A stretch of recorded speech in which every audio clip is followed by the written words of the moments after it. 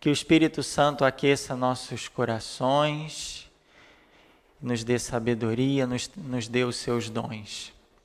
Ilumine nossos caminhos e nos ajude a aprofundar e conhecer a palavra de Deus. Em nome do Pai, e do Filho, e do Espírito Santo. Amém. Vem, ó Santo Espírito, manda do céu a todos nós um raio da tua luz, um raio de luz. Vem, ó Pai dos pobres, vem, doador de tantos dons, luz de cada coração, dos corações.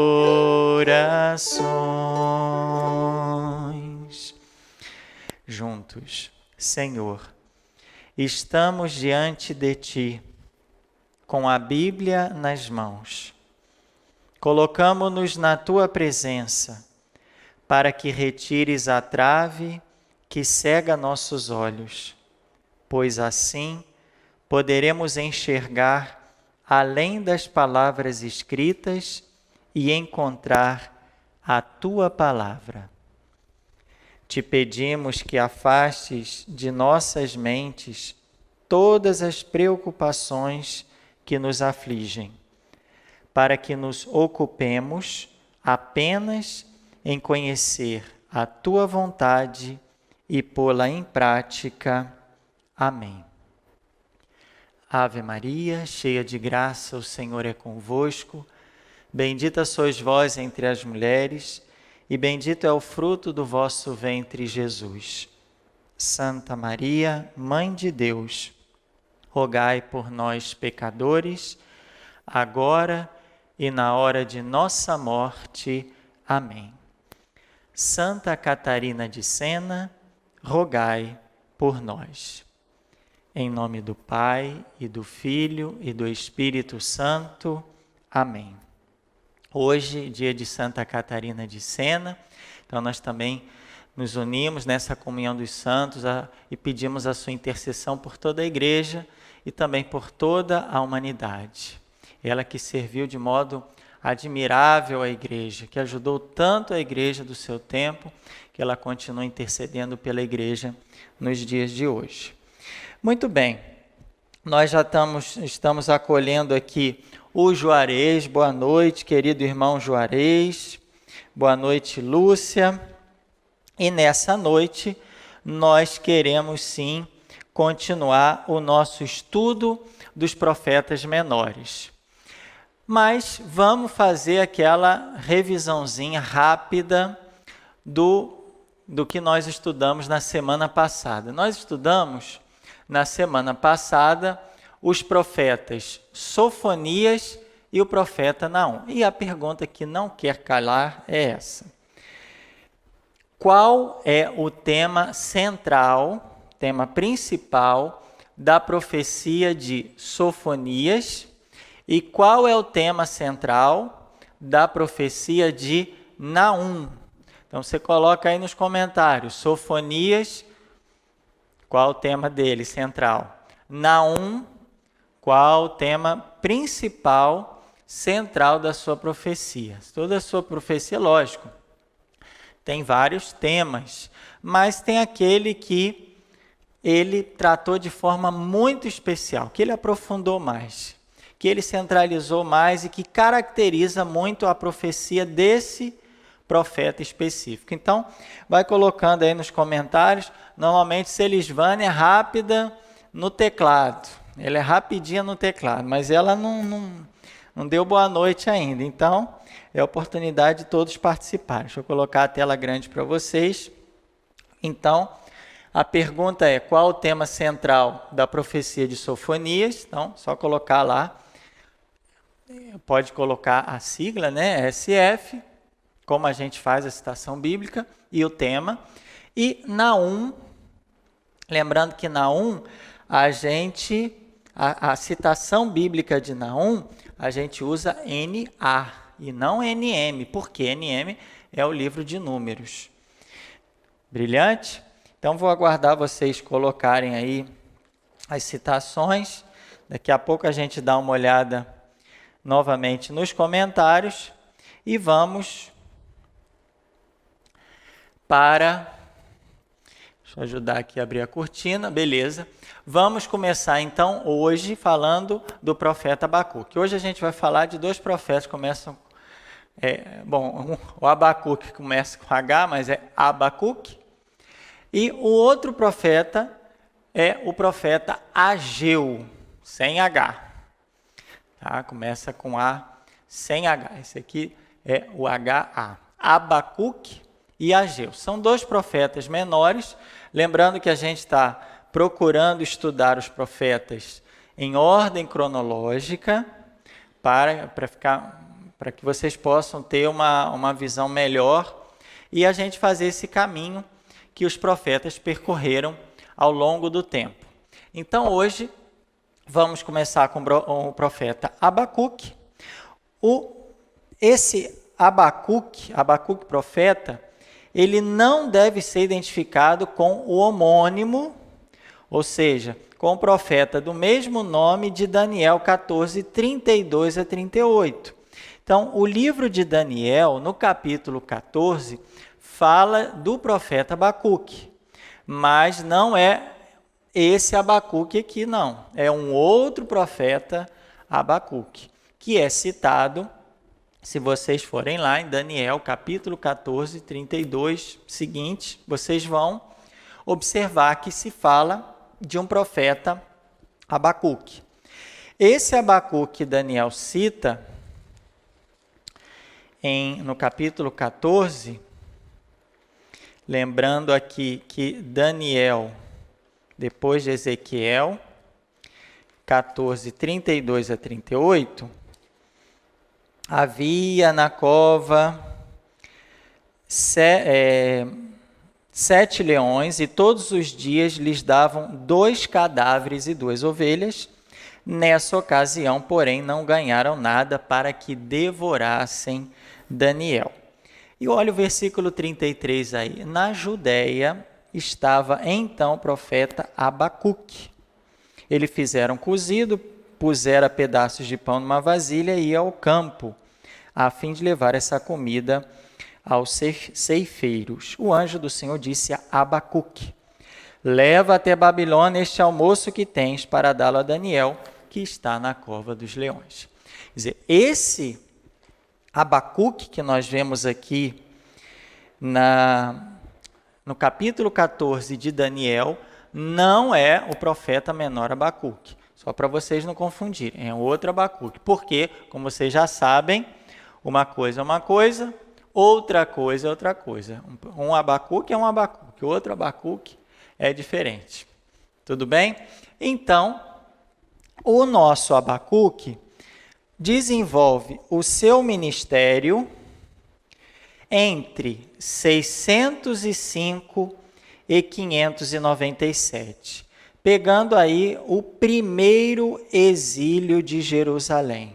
O primeiro exílio de Jerusalém, primeira leva, foi justamente no período que o profeta Abacuque estava exercendo a sua atividade profética.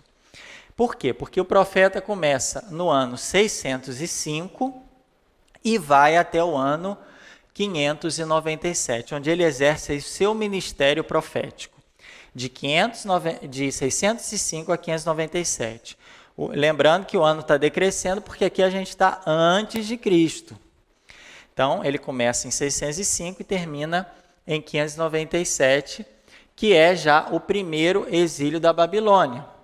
Lembrando que o exílio, a marca é o ano 587, porém, antes desse ano, um grupo de Jerusalém já tinha sido exilado. É o primeiro exílio de Jerusalém.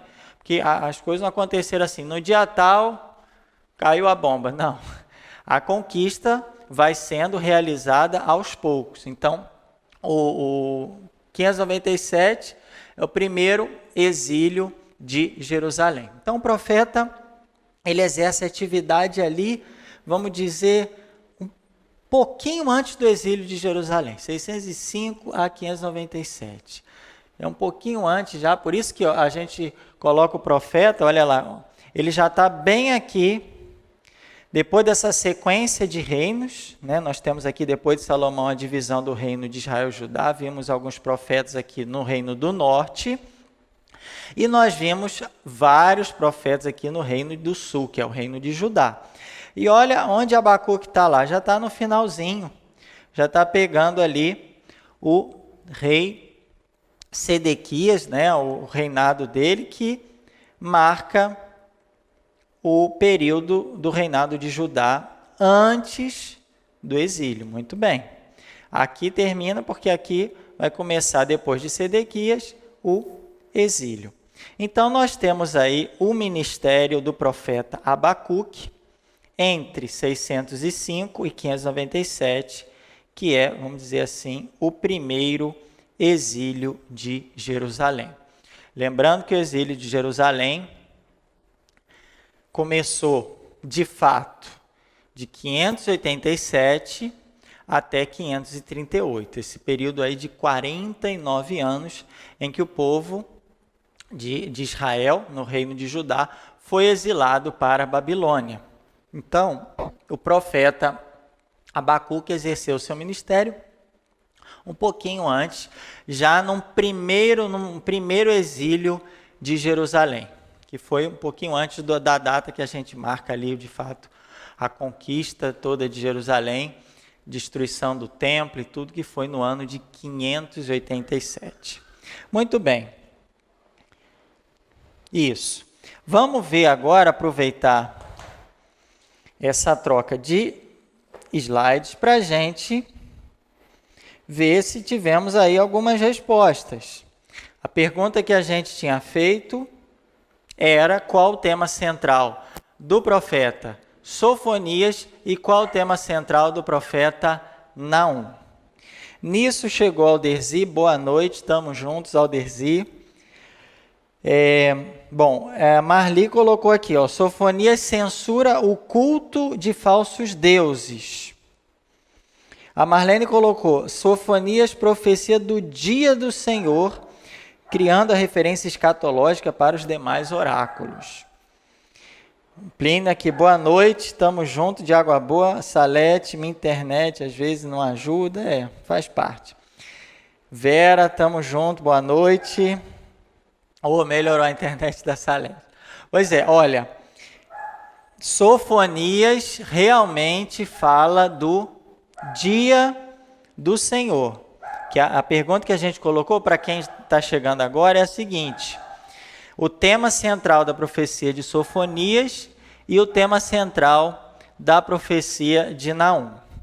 E ele fala várias coisas, porém, o tema central de Sofonias, conforme a Marlene colocou aqui, é o dia do Senhor. Ele frisa muito essa questão do dia do Senhor. Então, para ela, uma salva de palmas. Marli também chegou perto ali, porque ele também fala de outros temas, falsos deuses, mas ele centra muito a profecia dele no dia do Senhor. Está faltando Naum ainda. Vamos ver se o pessoal que chegou agora consegue colocar o tema principal. O que ele vai abordar de forma principal na sua atividade profética. Enquanto isso, vamos seguindo aqui. Estamos falando de Abacuque. O livro de Abacuque vai tratar sobre o seguinte tema: por que o ímpio prevalece contra o justo e insolentemente o oprime? Por que que o mal, o ímpio é aquela pessoa má que faz a maldade, muitas vezes, na sua maldade, olha lá, ele prevalece contra a pessoa justa, a pessoa honesta, e oprime essa pessoa de modo até insolente, de modo descarado, de modo sem vergonha, né? De modo, né, que que à vista de todos, né, parece que o justo é oprimido à vista de todos. E quem oprime? O ímpio. Então, o grande questionamento vai ser por que o ímpio acaba prevalecendo? Que é um questionamento que vai aparecer em vários livros da Bíblia, em toda a Sagrada Escritura. Por que o justo sofre? Olha a história de Jó, por exemplo. Depois, no Novo Testamento, a vida de Jesus, a história de Jesus, é isso, é um ímpio que aparentemente parece prevalecer contra o justo e oprime o justo e mata o justo, mas essa opressão não é a última palavra, a gente sabe disso. E como que o Senhor responde aqui no profeta Abacuque? Olha lá a resposta. O Senhor responde apontando a queda final dos ímpios e a libertação dos justos. Então, como que o Senhor responde? Bom, se agora o justo é oprimido pelo ímpio, haverá um momento em que os ímpios vão cair por terra. Os ímpios vão ser destruídos, vão ser arruinados e os justos serão libertados. Essa é a resposta. E vamos ver essa resposta de modo mais detalhado. Nós temos nesse livro, que é pequenininho, são só 3 capítulos, esse tema ele se desenvolve da seguinte forma. No capítulo 1, os primeiros versículos, o profeta faz uma lamentação, é uma primeira lamentação. Se vocês quiserem acompanhar na Bíblia de vocês, a gente pode abrir a Bíblia no profeta Abacuque e vocês vão ver lá, lamentação, logo abaixo, o capítulo 1, proclamação do profeta, que o profeta Abacuque recebeu em visão. Aí vocês têm lá, lamentação pela situação de Judá, e a partir do versículo 5 nós temos a resposta do Senhor. Então o profeta faz esse lamento, e é bonito esse livro porque o profeta Abacuque não acusa Israel, mas ele direciona as suas palavras a Deus. É como se o profeta estivesse intercedendo pelo povo junto de Deus. A gente pode observar aqui que é essa profecia em forma de oração. É como se o profeta estivesse profetizando, orando ao Senhor, clamando ao Senhor. Então ele faz essa lamentação pela situação de Judá, que está numa situação de violência, o direito não está sendo respeitado, ruína e violência estão em Jerusalém, e aí vem a resposta do Senhor. Então a gente tem uma primeira lamentação e um primeiro oráculo, ou seja, uma primeira resposta da parte do Senhor. Aí a gente entra na segunda parte, que é a segunda lamentação, também no capítulo 1, a partir do versículo 12, e depois o Senhor promete vencer o opressor. Então nós temos a resposta da parte de Deus, que é o capítulo 2. O capítulo 2 começa com a resposta do Senhor. Então, o capítulo 1 até o capítulo 2, versículo 20, o que nós temos? Uma lamentação do profeta e a resposta do Senhor. Uma segunda lamentação do profeta e uma segunda resposta do Senhor. E no capítulo 3, nós temos um salmo, que é o salmo do triunfo final de Deus. O salmo do triunfo final de Deus, que é um salmo belíssimo, que fala do poder e da majestade de Deus.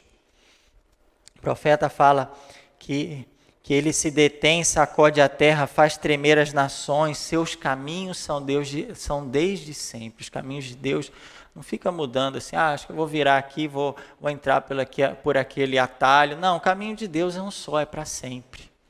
Os caminhos de Deus são retos, são perenes, os caminhos de Deus são eternos, é para sempre. Deus não fica mudando, não, agora vamos entrar por aqui. Não, o caminho de Deus é um só. Nós aqui, muitas vezes, nos desviamos do caminho de Deus, nos desviamos da vontade de Deus. Mas viu, muito simples o livro de Abacuque. Nós temos uma lamentação do profeta, Deus responde. Uma segunda lamentação, uma segunda resposta de Deus, e ele finaliza o capítulo 3 com um salmo, falando sobre o poder e a majestade do Senhor. Nisso, eu já dei tempo para vocês responderem qual o tema principal do profeta Naum.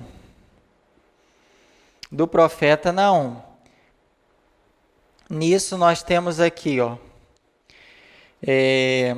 Marlene coloca, Naum é a justiça inexorável de Deus. O inexorável de Deus. Águida, boa noite a todos, um grande abraço. Hashtag fique em casa. Isso aí, Águida. Marli, não vi a correção. A net caiu na hora da correção. Olha, ainda não é. O tema tem um tema que o profeta não trata praticamente no livro todo. Fala da situação, depois lamenta a situação que ele falou. Aí é dica demais, aí fica fácil demais. Aí... tá? Então, vocês colocam aqui, que ainda não chegou no tema principal de Naum. Vamos dar mais uma chance aí para o pessoal. Marli, Sofonias, o tema principal é o dia do Senhor. Tá? Agora falta o tema de Naum, coloca aí para a gente.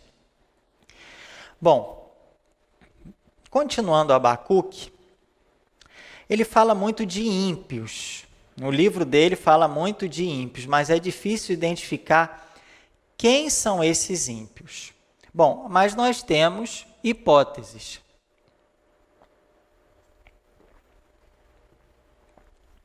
Se os ímpios são os assírios, contra eles o Senhor vai suscitar os caldeus, isso é, os babilônios, os babilônicos, conforme a gente vê aqui no versículo 6.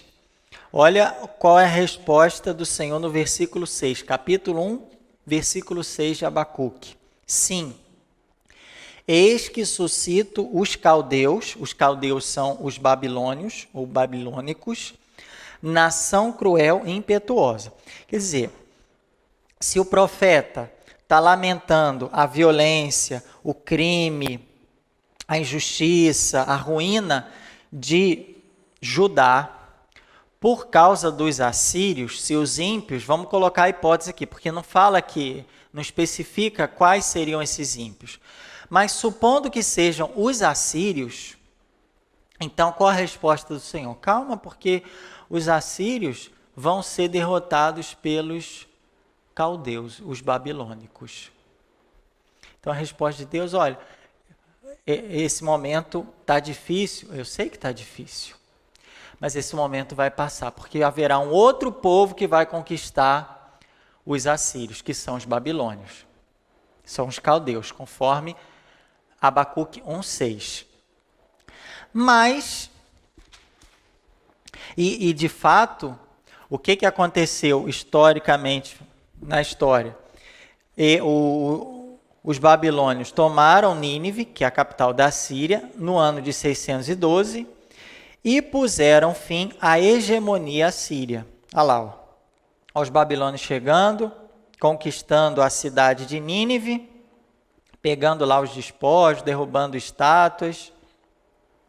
Então, se os ímpios apresentados aqui pelo profeta Abacuque, que a gente não sabe quem são, mas se os ímpios forem os assírios, então a resposta do Senhor é que, calma, fica tranquilo, porque os povos babilônios vão conquistar o povo assírio.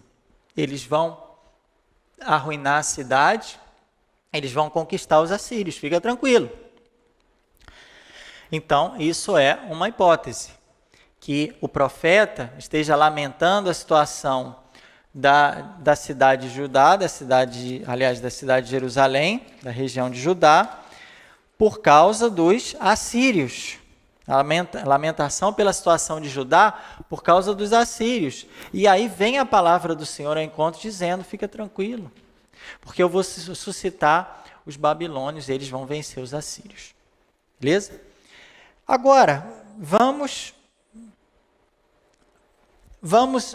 pensar em uma outra hipótese. Se esses ímpios, e se os ímpios foram os próprios babilônios, então é prometido que Deus tarda, mas porá fim à sua opressão. Supondo que sejam os babilônios, como ele vai trazer aqui no capítulo 2, qual é a resposta do Senhor? E a gente lê lá no capítulo 2, 3 e 4. Capítulo 2, versículo 2, 3 e 4. Assim, olha o que o Senhor fala, como o Senhor responde. O Senhor respondeu-me e disse, escreve uma visão e grava sobre tábuas, para que se apresse aquele que a lê. Quer dizer, Deus vai revelando a sua profecia ao profeta Abacuque através de visões. Nesse caso aqui, ele pede até que o profeta escreva essas visões em tábuas. Então, o profeta vai lá, vai colocando as visões, escrevendo as visões em tábuas, e ele fala assim, olha o versículo 3, é ainda visão para um tempo determinado, mas ela anseia pelo fim, e não falhará. Se demora, espera, pois com certeza virá, não tardará.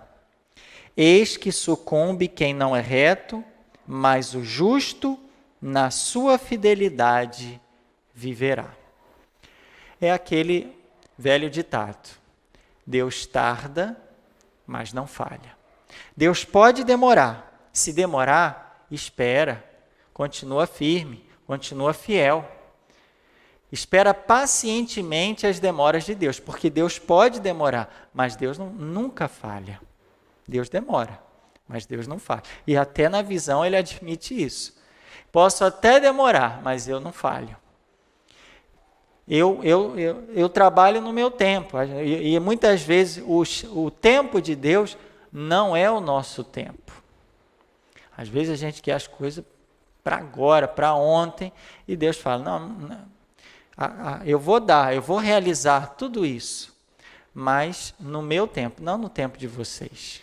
Vocês não sabem o que é melhor para vocês, eu sei o que é melhor para vocês e qual o tempo melhor de cumprir todas as promessas. Então aqui, a resposta de Deus, se esses ímpios forem os babilônios, olha lá, se esses ímpios forem os babilônios, então a resposta de Deus qual é? Olha, eu posso, se eu demorar, espero, mas eu não vou falhar, até porque a gente sabe que depois os babilônios foram conquistados pelos 3 pontinhos, coloca aqui.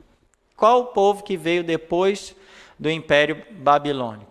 Que depois, com o edito desse rei, os israelitas puderam voltar para a sua terra natal, para Jerusalém, para o reino de Judá.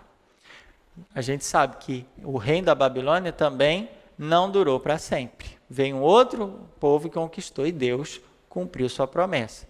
Demorou? Pode ter demorado? Sim, mas não falhou. E essa promessa foi realizada no tempo de Deus, no tempo da vontade de Deus.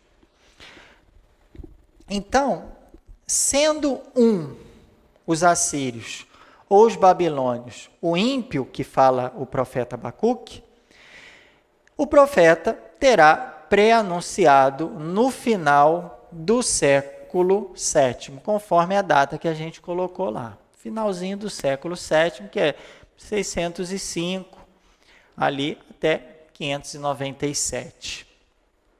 Estamos no final do século VII antes de Cristo. Então aqui, o que a gente está querendo dizer?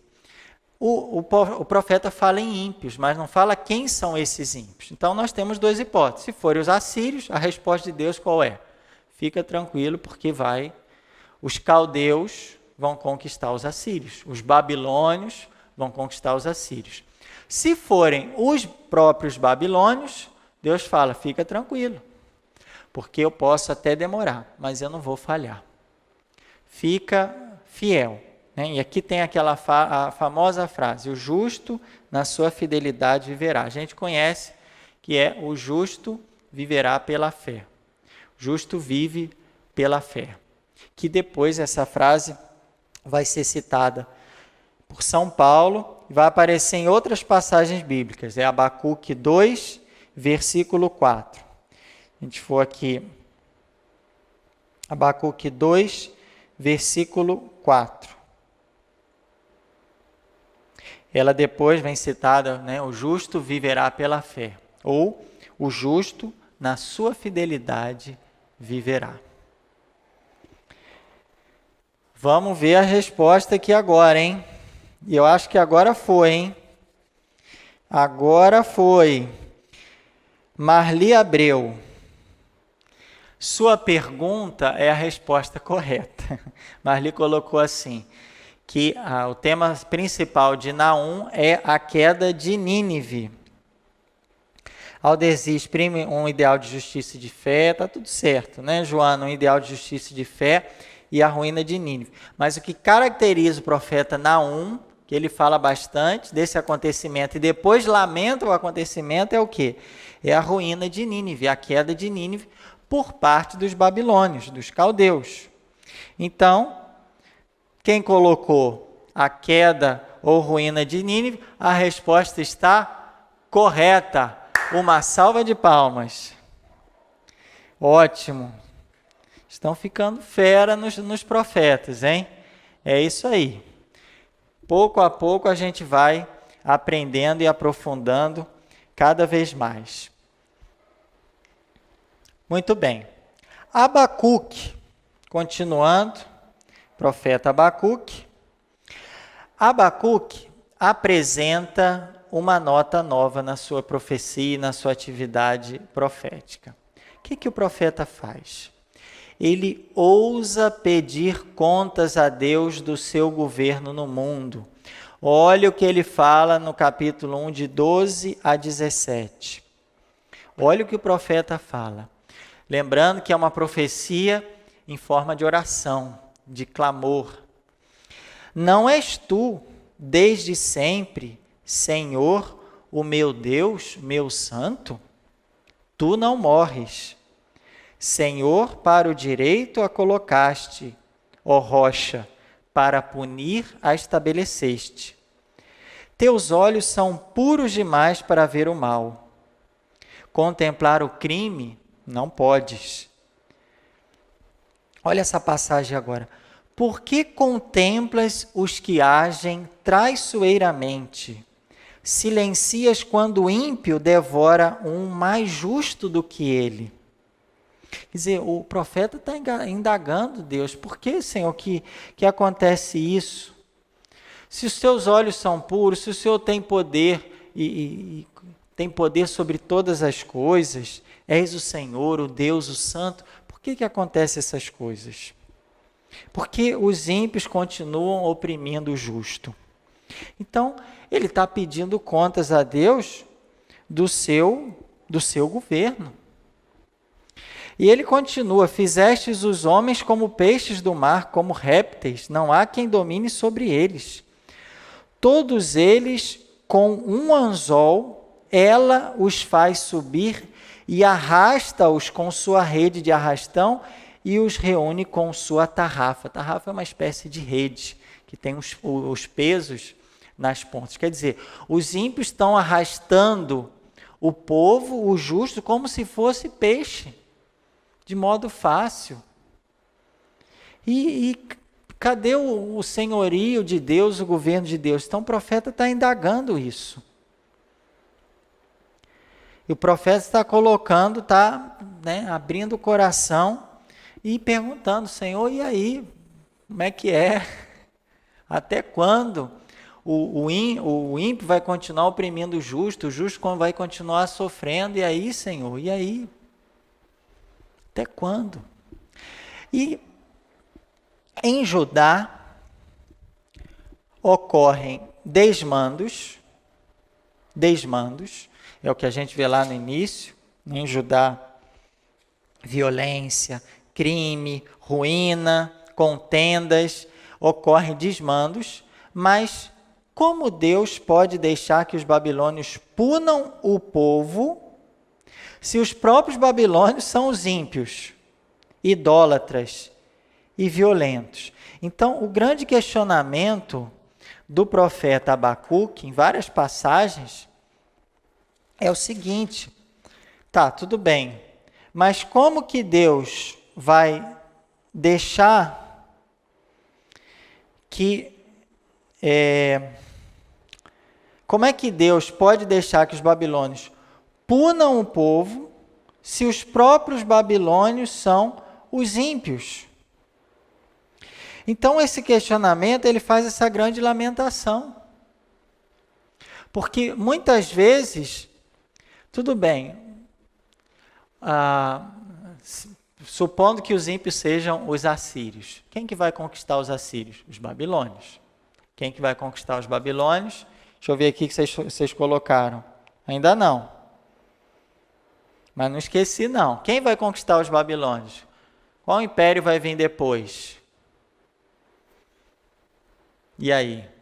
Coloca aqui no comentário. Mas, vem cá. Tudo bem. Supondo que são os caldeus, os babilônios, que vão vencer os assírios. Mas os babilônios são santos? Os babilônios são melhores que os assírios? Não, os babilônios também são ímpios, os babilônios também são idólatras, os babilônios também são violentos. Então, como que Deus permite que a destruição dos ímpios seja realizada por outros ímpios? Essa é a pergunta do profeta. Como é que Deus, então, parece um paradoxo, né? Como que Deus permite que a destruição dos ímpios que estão, nesse momento, oprimindo Judá, já oprimiram o Reino do Norte. O Reino do Norte, lembrando que o Reino do Norte, nesse período aqui, não existe mais. Foi destruído em 721, 722. Aqui a gente está no ano 605. Né? 120 anos depois, quase. Então, como é que pode? Se eu tenho um ímpio que está oprimindo o povo, Deus então permite que um outro povo, ímpio também, vá destruir esse povo que é ímpio? Não, Deus tinha que suscitar e Deus tinha que usar um povo santo ou de outra forma. Mas os caminhos de Deus não são os nossos. Por isso que o profeta faz essa pergunta. Como que Deus vai deixar que os babilônios punam, sendo que os babilônios são também ímpios, idólatras e violentos? Os assírios são ímpios? São. Idólatras, violentos? São.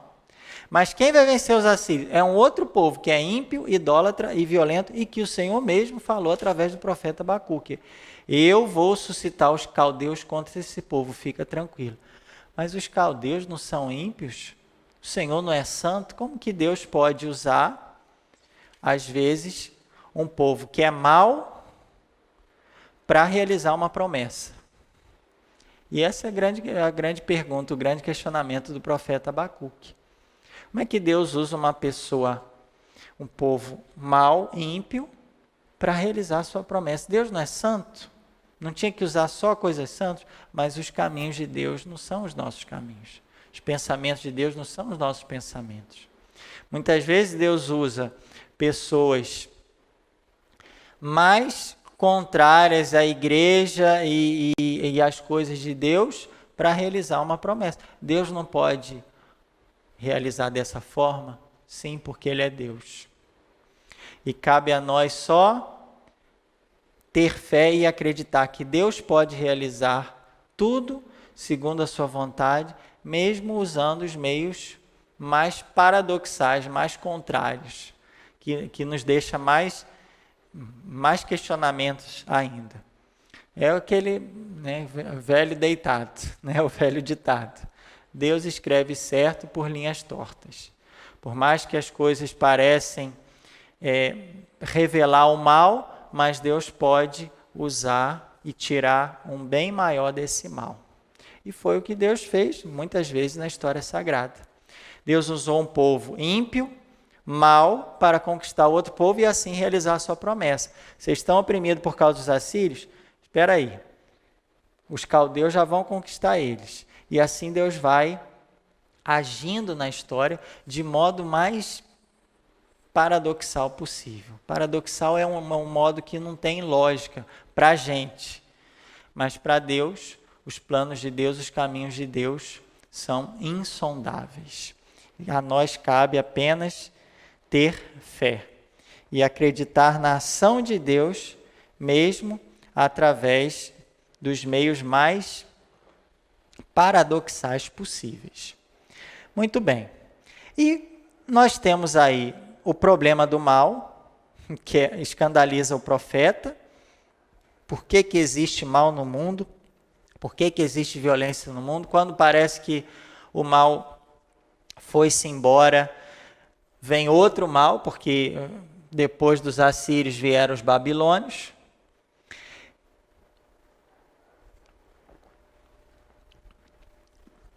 E em resposta, Abacuque ouve que, como eu falei, por caminhos paradoxais, Deus prepara a vitória final do direito.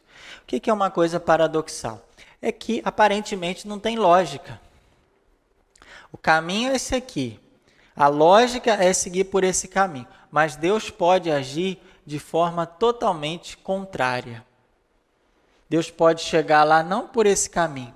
Ele pode dar uma volta, ele pode pular, ele pode desaparecer aqui, aparecer lá. Os caminhos de Deus são insondáveis e cabe a nós ter fé. Por isso que fala aqui, os caminhos são paradoxais. A Babilônia será punida, conforme a gente viu lá 2:6 a 20. Aliás, nesse trecho aqui do profeta Abacuque, nós temos quantos ais aqui? 1 ai, 2 ais, o primeiro ai, segundo. Quantos ais nós temos aqui?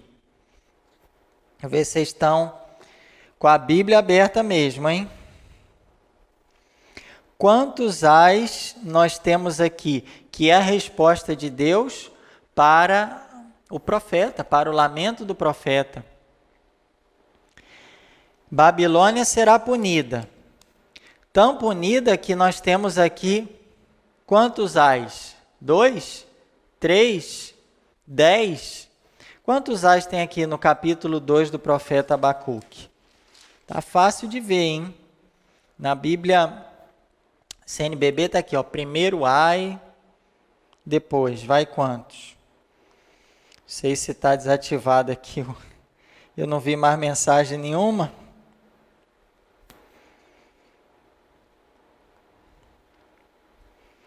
Vamos ver aqui se vocês... Quantos ais nós temos? Eu não sei se desativou aqui. Opa! Marlene, muito bem, Marlene. Uma salva de palmas. Marlene de Ribeirãozinho. 5 ais, gente. Olha os ais que nós temos aqui no capítulo 2. São 5 ais. O primeiro ai é contra as práticas econômicas injustas. Então, o Senhor está respondendo ao profeta Abacuque, dizendo que todas as práticas econômicas injustas cairão por terra. O segundo ai também é contra práticas econômicas injustas. Olha, começa falando dos lucros injustos aqui. O terceiro ai é uma crítica um pouco ao trabalho escravo, aqueles que constroem a cidade com o sangue dos outros. O quarto ai é contra o abuso de álcool, né? Fala da bebida que usa para embriagar e ver a nudez alheia, e a bebida vai trazendo tantos outros males, né? Fala do abuso do álcool, o abuso da bebida. E o quinto ai do profeta é uma palavra contra a idolatria, que um dia também essa idolatria vai cair. Ai dos idólatras, ai daqueles que praticam a idolatria. Então, toda essa resposta de Deus, esses 5 ais, são contra a Babilônia, que ela será punida. E quem vai ficar de pé? E quem vai continuar vivendo na graça de Deus, no amparo de Deus? E quem vai vencer? É aquilo que Abacuque fala no capítulo 2, versículo 4, que eu citei já, lá. O justo viverá pela fé. Ou como aqui nós vemos citado no profeta Abacuque, o justo na sua fidelidade viverá. A promessa de Deus, ela virá, ela não tardará. Mas a gente tem que esperar como? Na fidelidade. O justo viverá pela fé. Então essa é a grande palavra de Deus. E olha lá que depois São Paulo vai citar na carta aos Romanos 1,17. Nós vamos ver Gálatas 3,11 e Hebreus 10,38. O justo viverá pela fé. Na sua fidelidade, o justo viverá. Muito bem. O livro termina, então, com um grande louvor a Deus por seu poder e sua intervenção na história, que é esse salmo que nós temos aqui, oração do profeta Abacuque, conforme o tom das lamentações, que é do versículo 1 até o versículo 9. E que cita uma passagem muito bonita também, que eu até coloquei no flyerzinho nosso para chamar a atenção de vocês, que é o versículo 17 e o versículo 18 e 19. Pois a figueira não florescerá e não haverá frutos nas videiras. Faltará o produto da oliveira e os campos não darão alimento. A ovelha se apartará do aprisco e não haverá gado nos estábulos. Eu, porém, me regozijo no Senhor e me alegro no Deus de minha salvação. O Senhor Deus Adonai é minha força.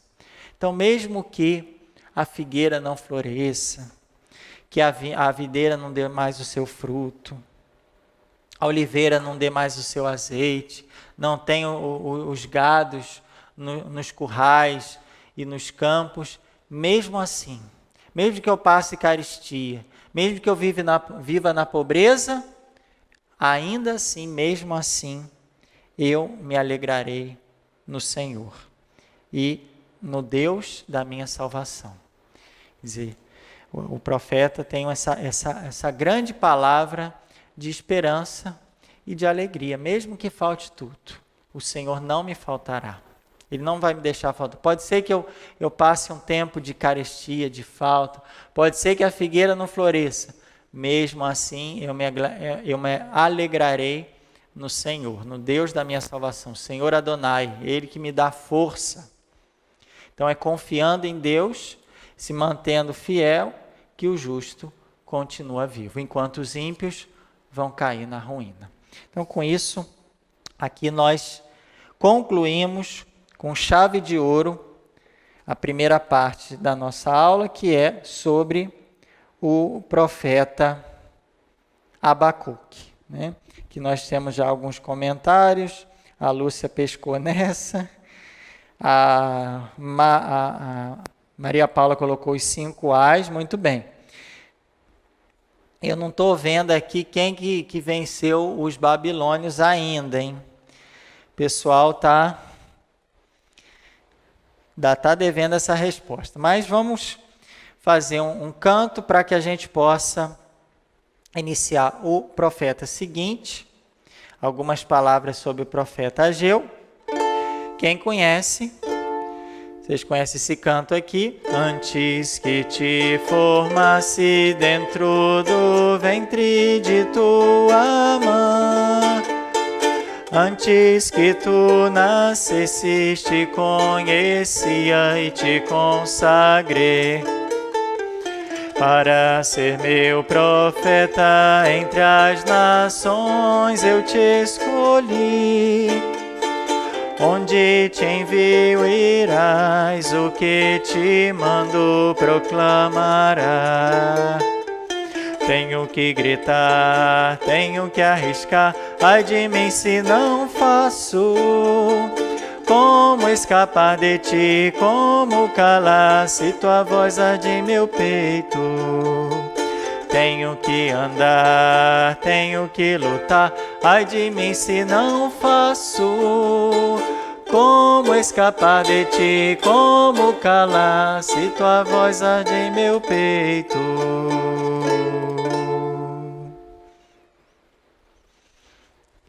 Muito bem, vocês cantaram aí, né, gente?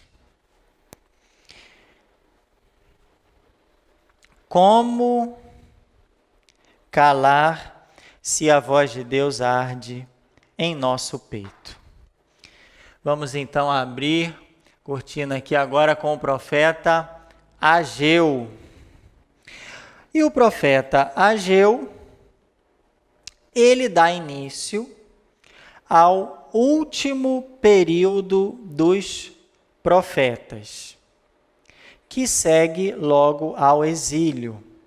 Lembrando que o exílio foi de 587 a 538, e a mudança de tom é muito perceptível. Antes do exílio, a temática dos profetas era a censura e a ameaça do castigo. Olha, fiquem fiéis, porque senão virá o castigo e haverá uma grande censura da parte de Deus.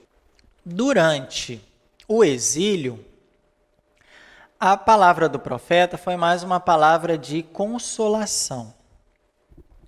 E depois do exílio, a palavra foi de restauração. Então, o profeta Ageu, nós já estamos no período aqui pós-exílio, nós estamos depois do exílio. Só para a gente dar aquela recapitulada, eu coloquei aqui a cronologia dos profetas. Nós temos vários profetas, e aí? Nós começamos por onde? Então, vamos fazer aquela recapitulada rapidinho. Primeiro, começamos aqui com o profeta Isaías.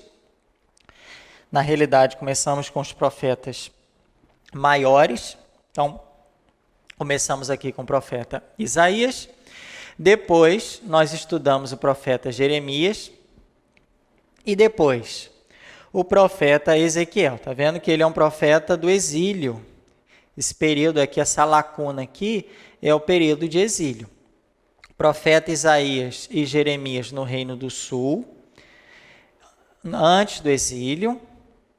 E nós estudamos depois o profeta Ezequiel no período do exílio. Depois nós estudamos os profetas menores.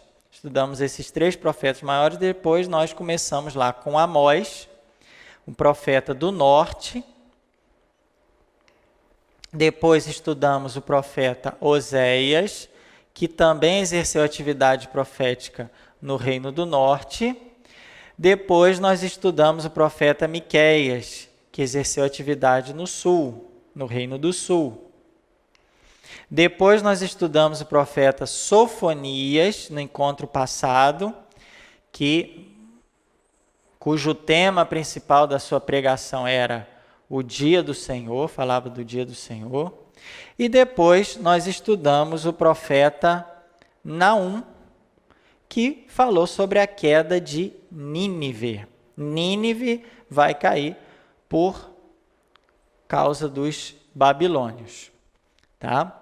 Então, olha a caminhada que a gente fez, né? Os profetas maiores, depois a gente começou Amós, Oséias, Miqueias, Sofonias e Naum. Hoje, nós estudamos o profeta Abacuque, que está logo aqui abaixo de Naum. E agora? Já eliminamos os profetas aqui, os que têm livro, né? Depois a gente vai ver um pouquinho esses outros aqui. Bom, Elias e Eliseu, vocês sabem que a história deles está lá no livro dos reis. Eles não têm o livro de Elias e Eliseu. E a gente já estudou esses profetas aqui e esses dois aqui. Agora, nós vamos para o profeta Ageu. Cadê ele, gente? Ele está bem aqui, ó. Esse profeta aqui, logo depois do exílio. Lembrando, depois do exílio não existe mais Reino do Norte, é só a continuação do Reino do Sul. Então, o profeta Ageu, ele vai trazer uma palavra para o povo depois do exílio. Beleza? Acho que deu para recapitular e contextualizar. Bom, Ageu fala ao povo que voltara recentemente do cativeiro babilônico.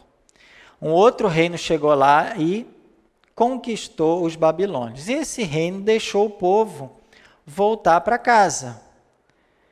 Mas essa gente que estava voltando para casa não estava tão feliz assim. Por quê? Porque tinha lá estrangeiros residindo na Judéia e também nos países vizinhos, conforme a gente tem um registro lá no livro de Esdras, capítulo 4, versículo de 1 a 4. E também eles não estavam numa boa situação econômica, né? Eles estavam acabrunhados pela penúria, eles não estavam assim tão bem, né? O pessoal estava no exílio, perderam tudo, estavam voltando para casa, e aí? Então, a situação deles não era nada boa. O pessoal estava voltando, não estava bem, bom, estava voltando feliz porque estava voltando para a sua terra, mas estava voltando pobre, né? E também tinham várias pessoas, estrangeiros, residindo na Judéia e nos países vizinhos. E você sabe que eles não estavam muito felizes assim do povo chegar lá na sua terra, e também o povo não estava muito feliz de ver um monte de estrangeiro morando ali. Então não foi uma situação tão boa. Nisso, nós vemos, nesse contexto aqui, de volta do exílio, nós temos a profecia de Ageu. Para vocês acharem na Bíblia, a gente estava em Abacuque, é só pular o profeta Sofonias e a gente já se depara com o livro do profeta Ageu, que só tem 2 capítulos, por isso que é profeta menor. Falei que eles são, o conteúdo da profecia é pouco, porém é denso, a palavra é muito profunda. Então nós temos aí a situação, conforme o próprio profeta relata, por exemplo, Ageu 1:10. Por isso, sobre vós, os céus retiveram o orvalho e a terra a sua colheita. Chamei a aridez sobre a terra e sobre os montes, sobre o grão e sobre o mosto e sobre o óleo, e sobre o que a terra produz, e sobre o ser humano e sobre os animais, e sobre todo o produto das mãos. Quer dizer, eles chegaram e não tinha aquela fartura da Judéia. Eles vão ter que fazer todo um trabalho de restauração. A palavra é essa, restauração. Então aqui nós vemos a situação deles. Não chegaram lá, já encontraram tudo pronto. Não, pelo contrário, encontraram aridez, encontraram a falta, a escassez dos produtos na sua terra, de animais. Enfim, eles chegaram e encontraram a situação um pouquinho difícil. Diante das ameaças, do desânimo e da inércia, porque o povo começou a ficar um pouquinho desanimado. Ele estava até bem feliz, mas quando eles chegaram lá, viram uns estrangeiros lá, um povo meio esquisito, meio diferente. Aí eles começaram o quê?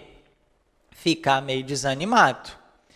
E também ficar um pouco inerte, né? Eles começaram a ficar paralisados diante da situação que eles encontraram. Então vem um profeta e exorta seus compatriotas a retomarem o quê? A obra de reconstrução do templo do Senhor em Jerusalém.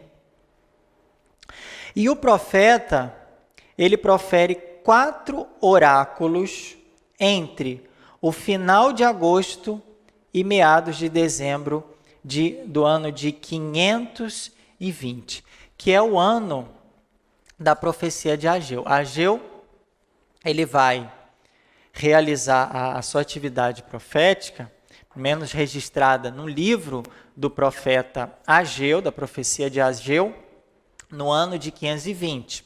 Eles voltaram, final do exílio é marcado no ano de 538, com o edito de Ciro, rei da... Deixa eu ver se alguém respondeu. Estão tentando lembrar. Olha aqui, já colocaram. Marli colocou persa. Muito bem, Marli. Os persas que vão conquistar os babilônios, então o rei faz um edito. Olha, agora está tranquilo, pode voltar para casa. O que eles fazem? Eles começam a voltar para casa, mas a situação que eles encontram lá não é boa. Falta gado, falta o fruto, falta aquela fartura que tinha na terra. E chega a vez do profeta. Aí eles voltam em 538, o profeta começa a sua atividade em 520. E o profeta é 4 meses, agosto, setembro, outubro e, aliás, de agosto, finalzinho de agosto, né? Finalzinho de agosto, então é setembro, outubro, novembro, dezembro, meados de dezembro. Em torno aí, vamos dizer, de 4 meses. Nesses 4 meses, o profeta vai trazer essa palavra aqui para o povo de Deus. E são 4 oráculos que ele vai proferir. 4 oráculos. Sobre esses oráculos, você pode abrir a sua Bíblia aí, a Bíblia da CNBB, e você vai ver aqui na página 1320, não sei se dá para ver aqui, os 4 oráculos nesse quadrinho aqui. Então, na Bíblia da CNBB, nós temos aí nesse quadrinho os 4 oráculos. O primeiro oráculo vai do capítulo 1, versículo de 1 até o versículo 15. Que vamos acompanhando junto. Os contratempos são consequência de não terem terminado a construção do templo.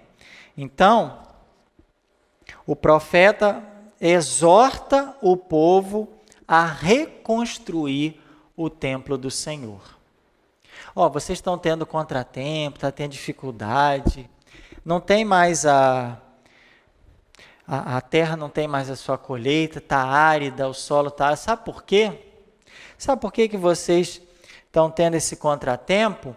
Porque vocês não estão focando no que é principal na vida e na religiosidade de vocês.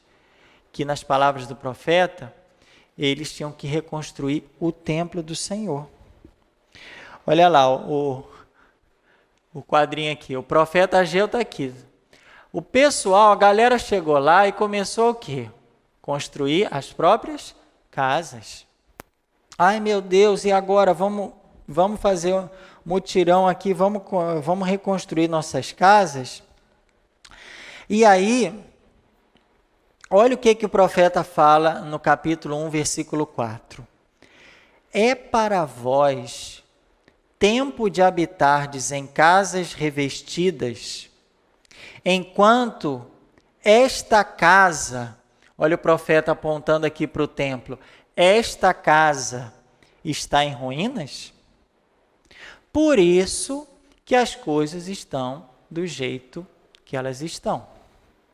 Por isso que as coisas estão assim, a terra não dá seu fruto, os gados, né, os animais não existem mais, o povo não tem aquela fartura de alimentos, não consegue alimento nenhum. Por que as circunstâncias estão tão difíceis?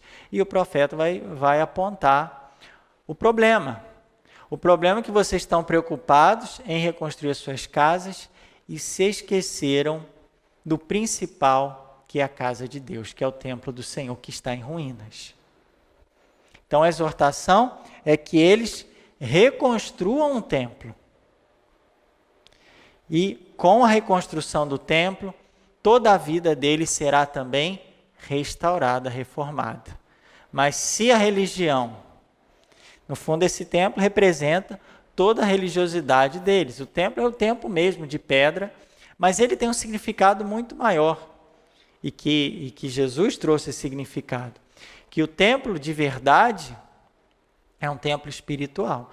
Somos cada um de nós. O que adianta a gente construir a nossa casa, as nossas coisas, estar preocupado com as coisas, se nós mesmos não passamos por essa reforma, por essa restauração?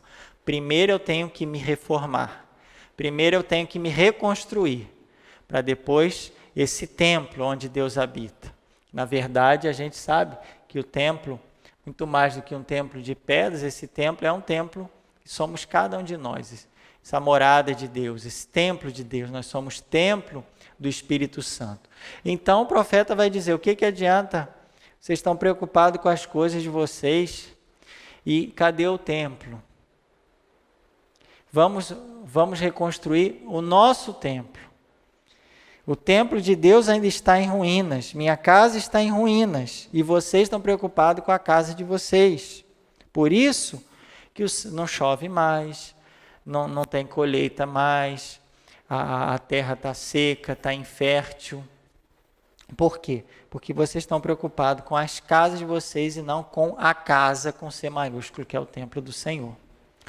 E essa é a primeira profecia, o primeiro oráculo, a primeira palavra do profeta. Depois nós temos o segundo oráculo, que é quando Deus vai realizar uma intervenção e garantir a glória futura do templo, porque esse templo é um prenúncio de um outro templo, muito mais grandioso, que é a casa de Deus, é a glória de Deus, que será um dia restaurada e que vai garantir a glória futura do templo. Então, não adianta a gente construir o templo. É preciso que Deus habite nesse templo, que Deus glorifique a obra humana, porque quem realiza a obra é Deus e o homem. Então, nós fazemos a nossa parte e Deus faz a dele, a parte dele.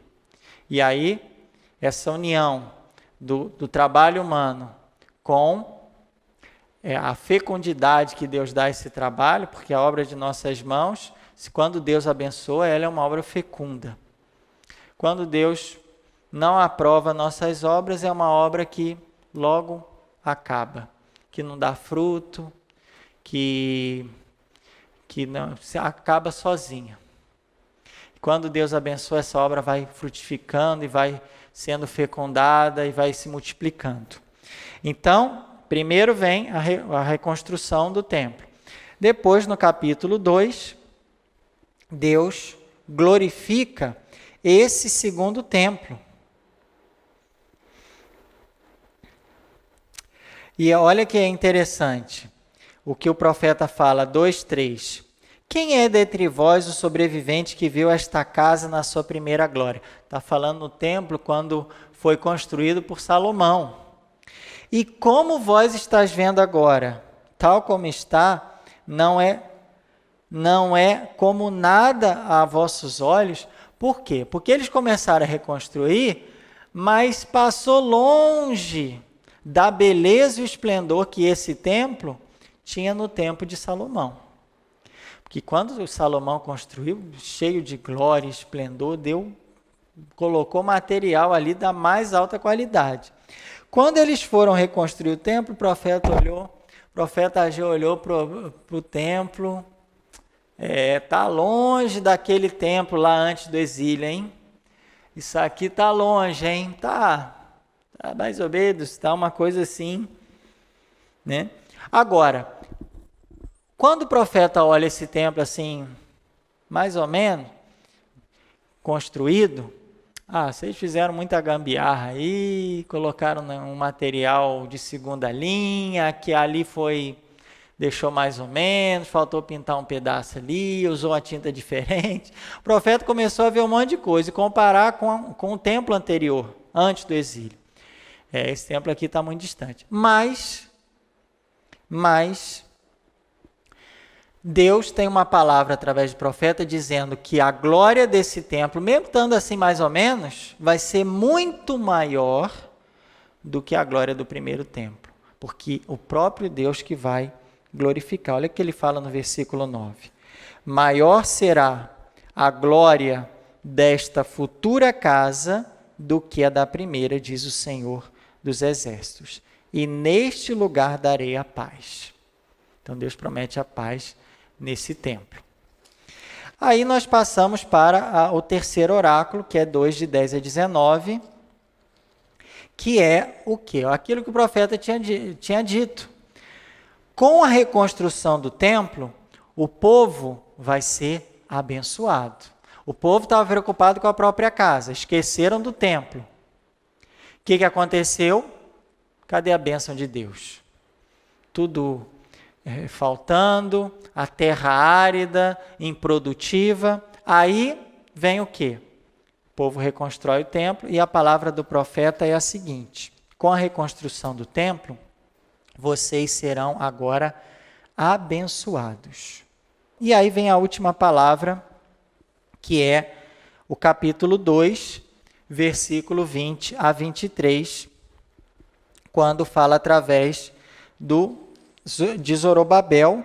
Zorobabel, que era governador de Judá, servo do Senhor, e ele tem uma palavra, porque Zorobabel é descendente de Davi.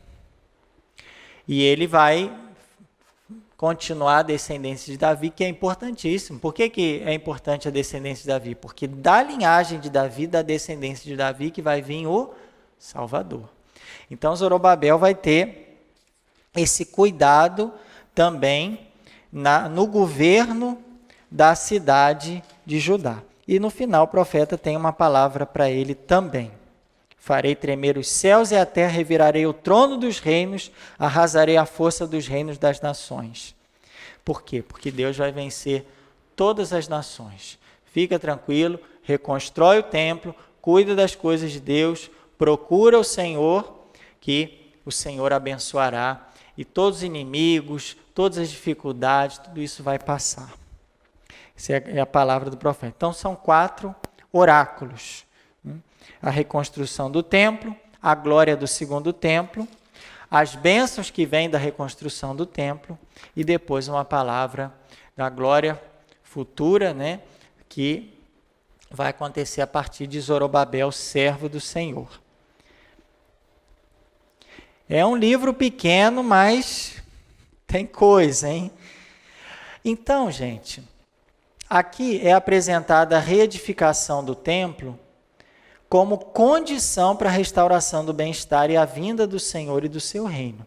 Quer dizer, para que o povo tenha bem-estar, para que o povo esteja de fato esperando a vinda do Senhor, a vinda do reino de Deus, aquele que vai ser o filho de Davi, por excelência, descendente de Davi, da linhagem de Davi, para que o povo se mantenha nessa promessa de Deus, firme na promessa de Deus, que Deus vai suscitar um Salvador, Deus vai suscitar um rei, e que esse povo vai ter bem-estar, é preciso o quê?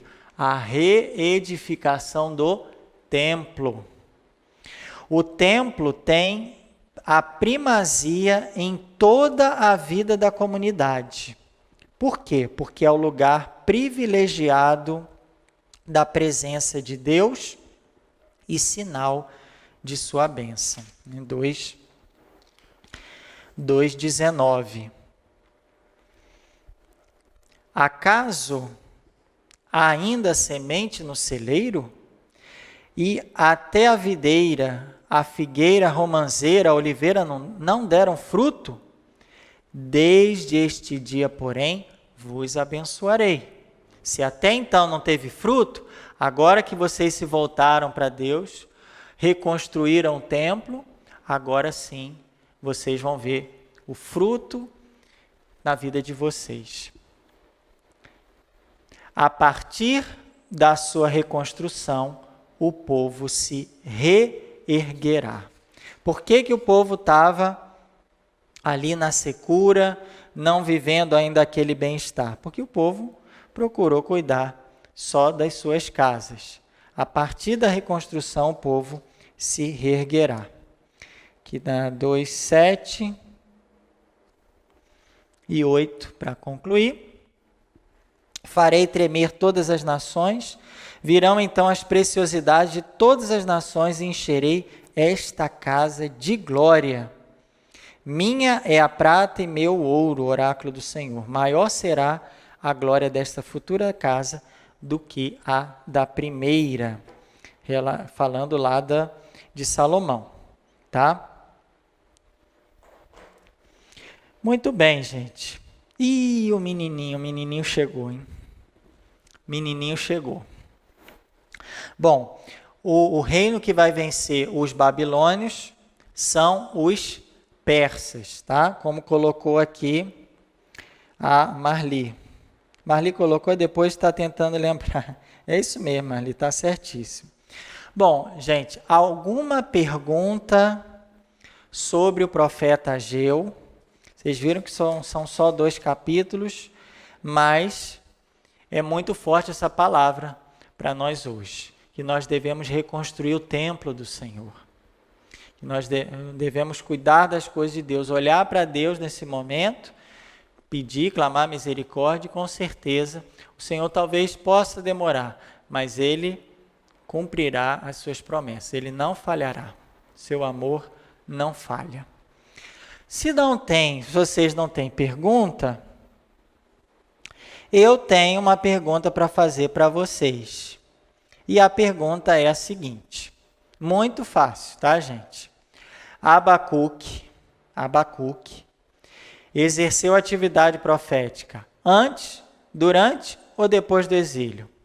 Letra A, B ou C? Coloca aí rapidinho para a gente finalizar a aula de hoje com chave de ouro. Então vamos ver. Olha, a Lúcia está respondendo que foi antes do exílio. Vamos ver então. Oi, antes do exílio, gente. Uma salva de palmas para a Lúcia. Isso aí, Lúcia. Muito bem.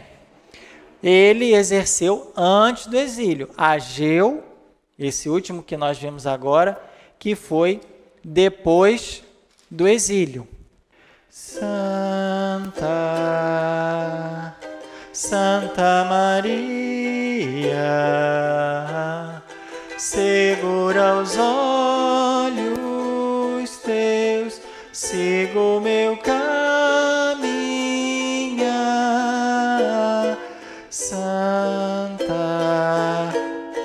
Santa Maria, rogai a Deus por todos nós.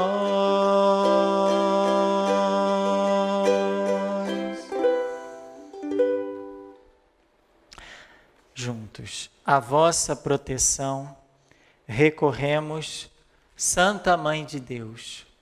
Não desprezeis as nossas súplicas em nossas necessidades, mas livrai-nos sempre de todos os perigos, ó Virgem, gloriosa e bendita. Amém. Em nome do Pai, e do Filho, e do Espírito Santo. Amém. Gente, não podia de faltar a nossa selfie, né? Então vamos tirar aquela selfie. Lembrando, gente, que essa selfie aqui é uma selfie virtual, tá? Essa é uma foto antiga, que na segunda-feira a gente foi fazer essa dinâmica. E eu pensei, nossa, mas está todo mundo junto e sem máscara. Não, gente. Essa foto é uma foto antiga assim, do ano passado, né? E nós colocamos aqui para a gente manter aquela dinâmica da nossa selfie, para a gente estar um pouco juntos, para que vocês saibam que nós estamos unidos. Então, o que a gente vai fazer? Vamos tirar a selfie e depois a gente manda no grupo. Olha aí, ó. Dá um sorriso aí. Muito bem. Mas tem gente, tirou a foto. Agora tem gente de outra comunidade que está sempre participando e merece uma selfie também. O pessoal lá de Água Boa e Canarana, então a gente também vai tirar uma selfie com essa galera aí que estão sempre participando conosco, que é o Plínio, Vera, Andréia, a Flávia, olha aí, 1, 2, 3 e oi! Muito bem, tirou a foto. Fiquem com Deus, gente. Uma ótima noite, Deus abençoe e até a próxima, se Deus quiser.